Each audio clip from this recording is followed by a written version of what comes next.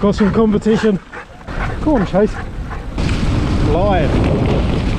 What's going on, guys? Steve from Do Stuff.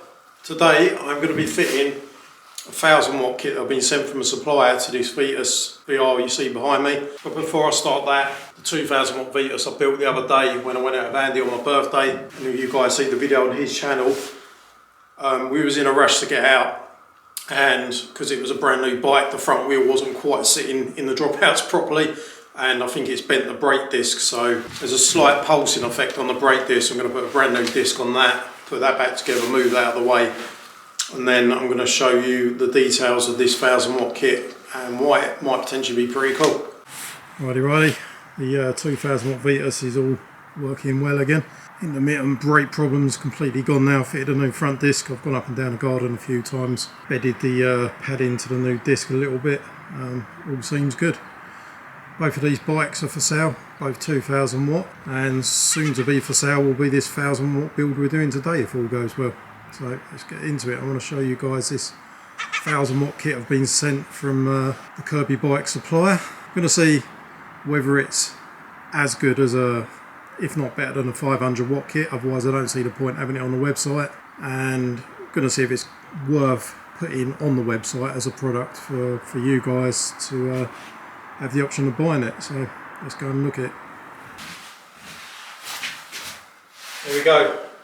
Brand new large Vetus VR, really good spec bikes, really good lot of bike for the money until you start spending.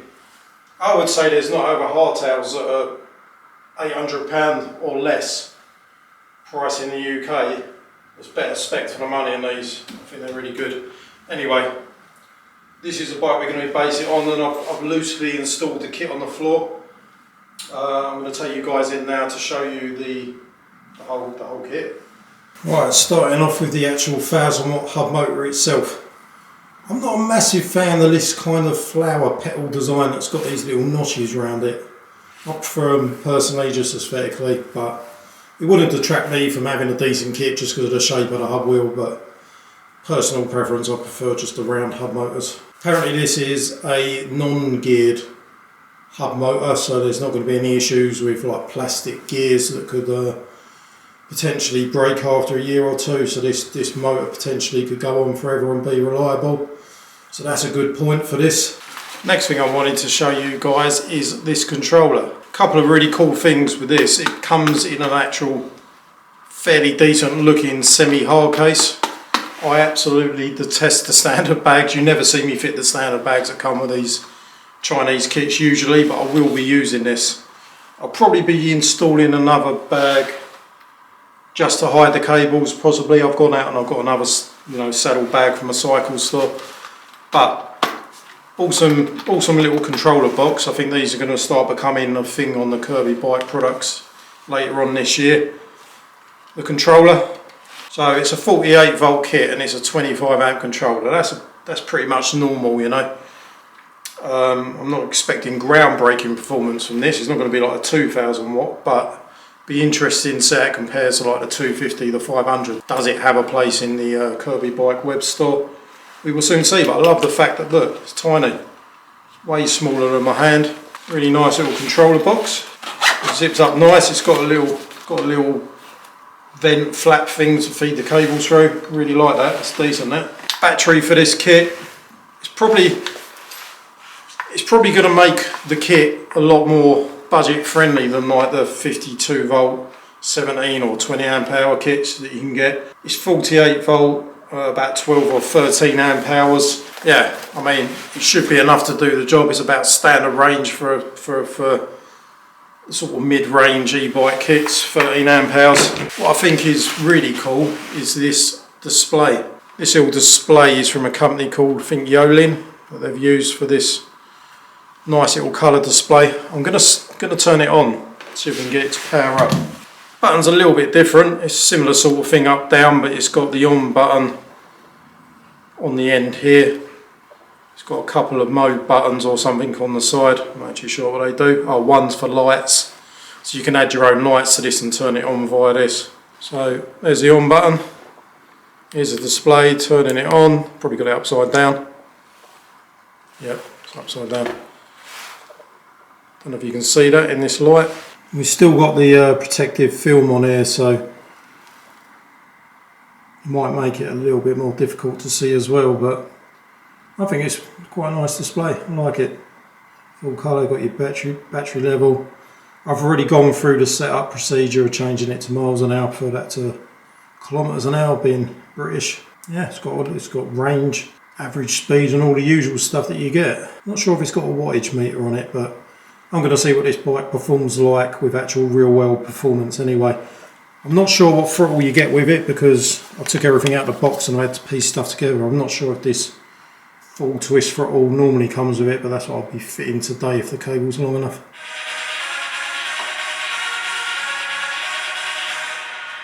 Right guys, it's never straightforward.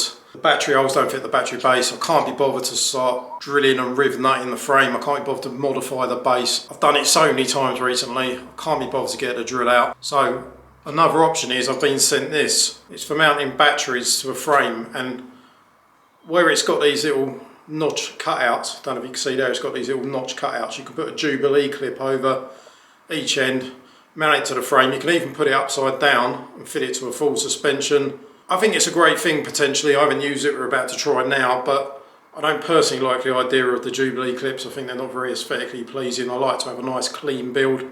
So I'm going to try just literally bolting it through these oval bits and then see if the holes line up on the threaded bits, if that makes sense. We'll soon see.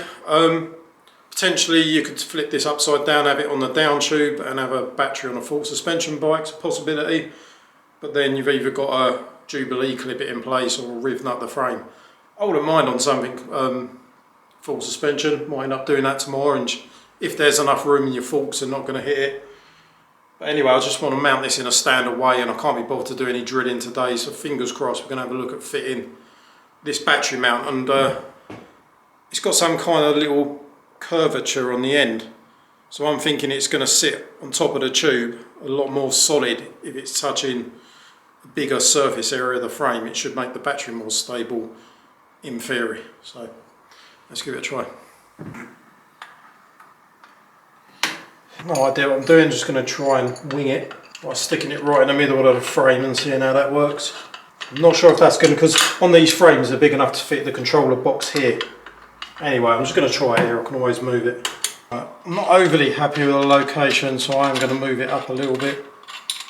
To be fair, the way this metal bracket works, I think it doesn't matter because it's not flimsy and plastic like most battery bases. I don't think it matters where you mount it. If I decide to move it up that way a bit, it doesn't matter if the bolts are close to the middle or top or bottom. But we'll see. I'm going to try and move it up a bit, get a more optimum battery position. Right, here's a problem I didn't envisage. When you're bolting the base to this adapter, obviously the length of the bolt has got to be shorter that it doesn't touch the frame, so I need possibly to quickly nip down the hardware store or find some shorter bolts. So don't go doing what I do and try screwing it until it doesn't tighten up and wonder why, because it touches the frame. Right, that seems to have done the job. It's all mounted nicely. I'm not going to be able to fit the controller on the back seat post, but it's not going to matter too much with this smaller controller. We're going to be able to make it work one way or the other. Right guys, I'm just coming up 10 parts of this build. So what I've done is, I don't want to fit a secondary bag. There's a little bit of excess motor wheel cable, but the XT60, I've taped everything up so there's no colour wires showing, and I've pulled the brake sensor, I'm trying to think what the yellow one's for. Basically cables that are unnecessary, I'm tucking in this bag and trying to squeeze it all in so we've got as little shown on the outside as possible, and hopefully it'll be a nice neat install. And the cable's about as neat as I could get them. I don't think it looks too bad actually, it's a fairly neat install. You can still get the battery off, I'm pretty certain. You've got room for it to slide up to the right that way. She's done guys, it's all done, ready for a test ride. Let's have a little look in, see how tidy I've done this install. I'm really happy about how this has come out. This, right, the battery's on, gonna switch it on, hold that button. Bit of ASMR. Oh, look at that. Beautiful. Goes all the way up to level number 5. Nice little screen, that, isn't it? Installs pretty neat and tidy. Got it about as best as I can. So this bike's a Vitus VR in large. It will be for sale for a very, very reasonable price. It's got the Suntour 32s, which is almost like a car. Well, it's obviously not as good as a Fox, but I mean, for the spec bike, these are really, really good Fox. For the amount you're paying, all Maxxis tyres. You've got the Clark's M2 brakes, which I highly recommend. They're really decent. 1000 watt non-geared motor. Issue free riding. We've got a dropper post, which is a sweet little upgrade. Nuke-proof pedals. Nuke-proof bars. We've got a full twist throttle. It's ready to go. Feel the bike going. We've got a full motorbike type twist throttle. This bike is an absolute steal. I'm putting out for $12.50. I think it's an absolute bargain, but let's get out and see what it rides like. Now this genuinely, hi Gabby, this genuinely, I haven't ridden this at all. I've just wheeled it out of the workshop. The sun's still looking pretty decent. We're just going to get the GoPro and take it straight out for a rip, see if it's any good. Here we go then guys, never ever been on this 1000 watt kit before. My son Lewis pointed out to me that the last time we had this type of back wheel, it was like a really, really quiet kit. You couldn't even hear the back wheel on it. I think it's that same type of motor. It's completely silent.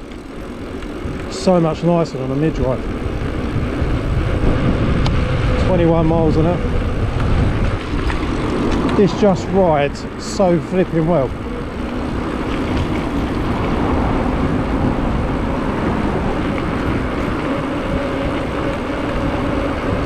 Right, going slightly uphill, we go up to 24 then. The burning question is, how fast does it go? Going to make a U-turn to this roundabout and come back down this road. I would like to see an absolute minimum of 25 miles an hour on this. I just don't think it's worth bothering with a 1000 watt motor unless it does at least 25 miles an hour. Saying that, we got 24 just a moment ago, didn't we? So it's entirely possible that I can squeeze an extra 1 miles an hour out of it. Very busy now, rush hour traffic. Probably going to go around here and approach a roundabout like a car. Right, let's do a U-turn. Alright, if we can get enough space with the cars. Right, here we go, top gear. Can we catch the cyclist? We're doing 27.8 already. 32, 31. It's holding pretty steady at 30 mile an hour. And it's smooth as anything.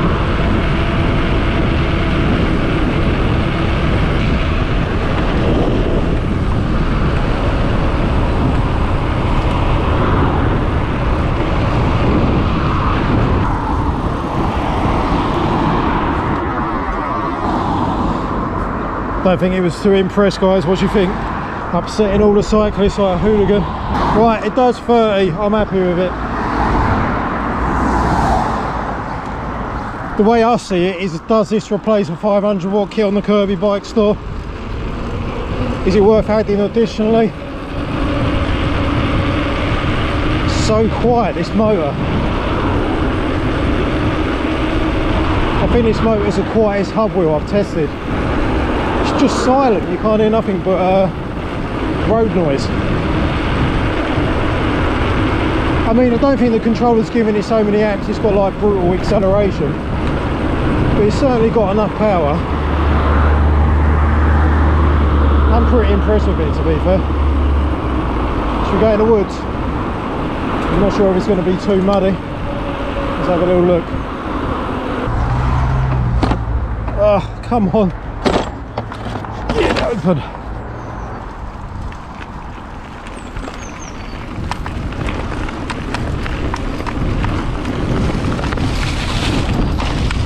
A little bit of back end off the ground. flying.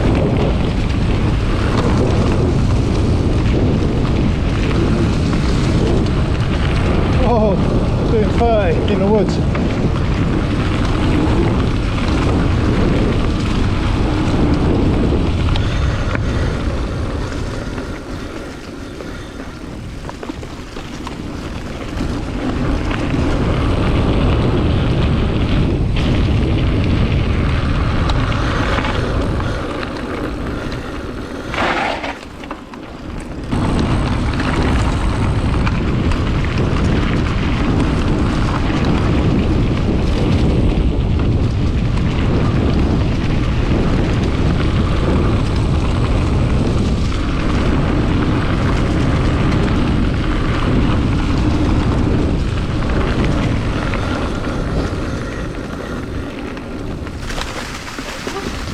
Sorry, how quiet is this bike?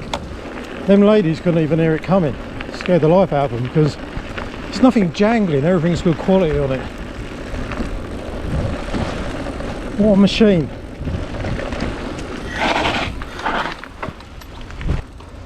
Oh yeah, I'm scared else. Yeah, that little wheelie. Thank you, love. It's alright.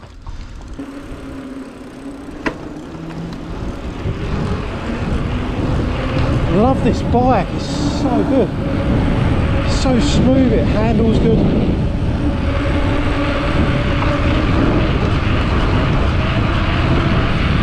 Flying up the hill. Yeah, someone sent Andy a memo to put this in the web store. I think there's a place for this. Because the thing is, let me slow down, catch my breath back. The thing is, on the web store, as far as I can remember, you got a 250 watt, which does between about 18 and 22 mile an hour. Then you got the 500 watt, and I've not had too many of them, but I'm pretty sure that'll do about 25 or so. And then it leaps straight up to the 2000 watt kit, which is the most expensive one at the moment, but that does about anything from 36 to 39, 40 mile an hour.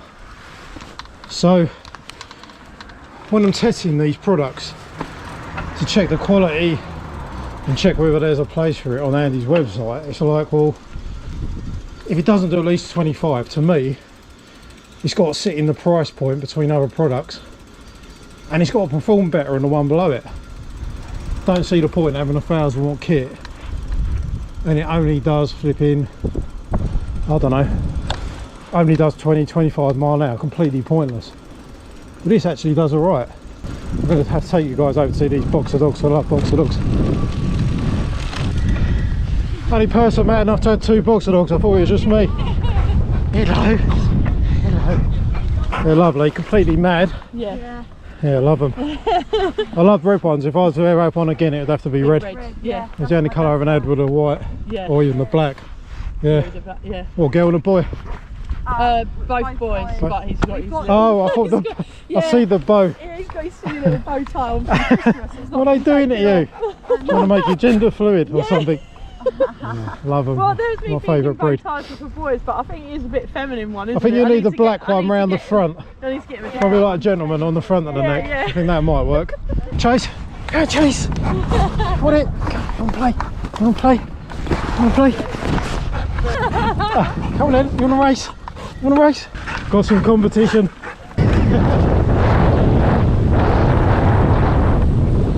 He's still with me, I can't believe it. I'm doing 25 mile an hour and Chase is still following me. Come on, Chase.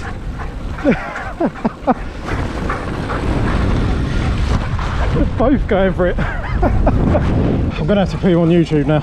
You'll be like... Do you want me to give it one more lap before you put him back on, or do you want to put... I don't mind. Covered in slobber, Chase. Right, last lap. Come on then, let's go. Let's see if you can do 30. I can't believe it. Whoa!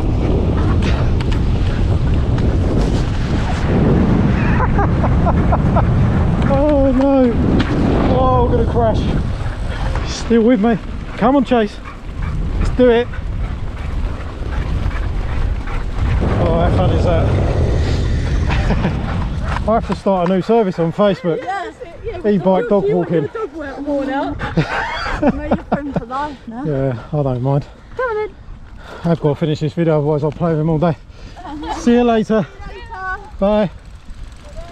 How funny was that? Boxer dog doing 25 mile an hour up the side of me.